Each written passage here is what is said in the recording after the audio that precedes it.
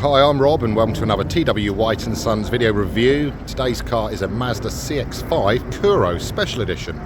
So here it is. This is a one owner from new Mazda CX-5 2 litre SKYACTIV with 165 horsepower. It has front wheel drive in this instance and it's running through a 6-speed manual gearbox. This car is Polymetal grey.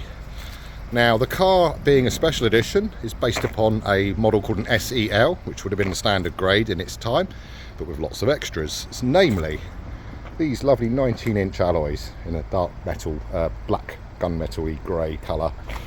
You have privacy glass, so it contrasts nicely. We also have the typical CX-5 black plastic ring of steel to protect the extremities of the car, so people open their doors in car parks. Hopefully we'll hit an unpainted black plastic part. You have a sports style black grille and of course the famous Mazda wing in chrome. You have LED lights at the front and of course you've got front parking sensors. So walk around the car. Other signatures of a Kuro is this black glossy black mirror with integrated indicators.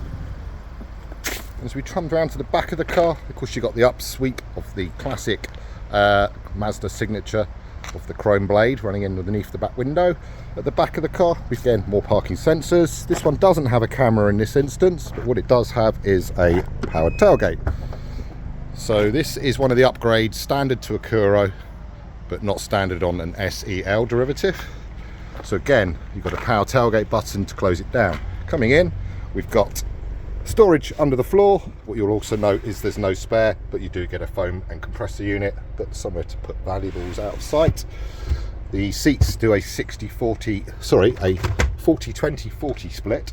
So quite simply pull the levers here, and the seats will tumble down. So you pull one, you pull the middle one, and then lastly, that one there does the M1 when it's not going on. There we go. So that's just my ham-fistedness, absolutely nothing to do with the car. But yeah, completely flat load area, able to stosh lots of stuff. If you need to remove the parcel shelf, it just pulls apart with your hand like so and can be stored somewhere else in the vehicle. Okay, so when you're ready, boot down and we'll move into the back of the car. So I'm now going to reassemble the back seats, which is a mixture of synthetic leather and a suede finish. These come up together and they'll lock down in place, and then you get a central armrest with storage. There is USBs this side. Okay, so easy to plug in your devices and charge them up. Otherwise you've got room for 5 with Isofix as well, which is the child seat mounting points below. And looking clean and unlovely. Unlovely? Looking clean and lovely even. Okay, so let's go up to the front of the car. And onto the driver's door. So again, part of the Kuro is the red stitch, which is similar to the Homura, which we offer today brand new. But looking good with gloss black. It's got power folding mirror function. The seat is electric for the driver. And again, dressed in synthetic leather and suede. So popping in with a series of switches here worth pointing out. Again, power tailgate switch on the left right hand side. The others are to do with lane departure function. That also links into the steering wheel's controls for the adaptive cruise control. So we'll use the lane departure stuff to center the car in the lane. But let's hop on in, give you some more info. We have automated lights and wipers. So they'll wipe using the rain sensor at the top of the screen when it needs to.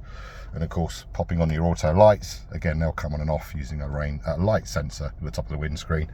You also note a red stitch running through this nice sporty steering wheel, and that complements the red stitch running through the seats, of course, running across the door cards. And then there's again more sort of synthetic faux leather running through the top of the doors themselves, running through the middle of the dash, giving you that premium feel. So we also have the wider, newer landscape style screen for your infotainment. This would also be able to compare with Apple and Android Auto. So down there you would plug in and then it will actually pop up on the screen. You can take access to your mapping, your music streaming, stuff like that. And in fact, when it's on Apple and Android Auto, this can be touched when you're stationary, but when you're driving both Apple, Android and Mazda's own internal stuff, you need to use the controller down here with quick access buttons to things like your media, So you've got digital radio set up. If you click in, it will show you other sources you can go with, and including Bluetooth once you've paired your phone, and then smartphone apps again once you've plugged in or paired your phone. So it's Android is wired and Apple is wireless, so just make that clear. This car also has navigation from Mazda, should you choose not to use the Apple Android and take advantage of Google Maps or Waze. So of course the car's got front and rear parking sensors. If you put it into reverse, you will need to just drive a little bit closer to activate them, because they work within a metre or less, and they'll beep you down to about 30 centimetres. So that should allow you to park the car front and rear pretty decently. Coming down, we have dual zone climate control with heated seats for driver and passenger. So that's 3 stages of warmth, again on the passenger and the driver's side. The car's a 6-speed manual box, so again it's geared for economy and sixth. That will give you the car's cruising, it'll drop the revs and give a good MPG. Other than that, we have a self-dimming rear view mirror, and back onto the steering wheel spokes. Lots of media functions and Bluetooth prep on here. The info button there controls a screen on the right hand side, which gives you key information about when the car's due a service. You can see it's recently been serviced, it doesn't need a service for a year, 12.5k.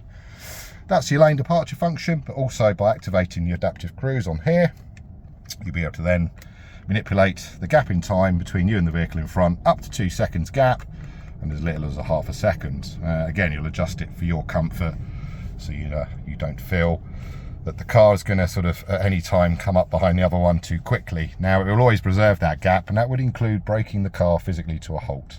Also useful in traffic, where you can just use it to piggyback the car in front and just slowly inch forward as the car in front inches forward. So pretty good both for motorway and town work. So yeah, in summary, this car, one owner, limited edition in Polymetal grey. It's got 16,500 miles currently, full Mazda service history, and yeah, effectively it's in really nice condition and it's good to go. So as I hop out the car, just to give you another little sort of step back. So yeah, Polymetal grey, really needs some sunlight to really bring it out to the hues that have been added into the paint finish itself, typically greens and blues, but of course grey. And yeah, one owner, looking good and ready to be purchased. So we are waiting your phone call or your email. We'd accept a part exchange against any of our vehicles, and of course we're happy to organise finance and funding to allow you to purchase the car. So don't hesitate, reach out to us here. Look forward to hearing from you. Bye now.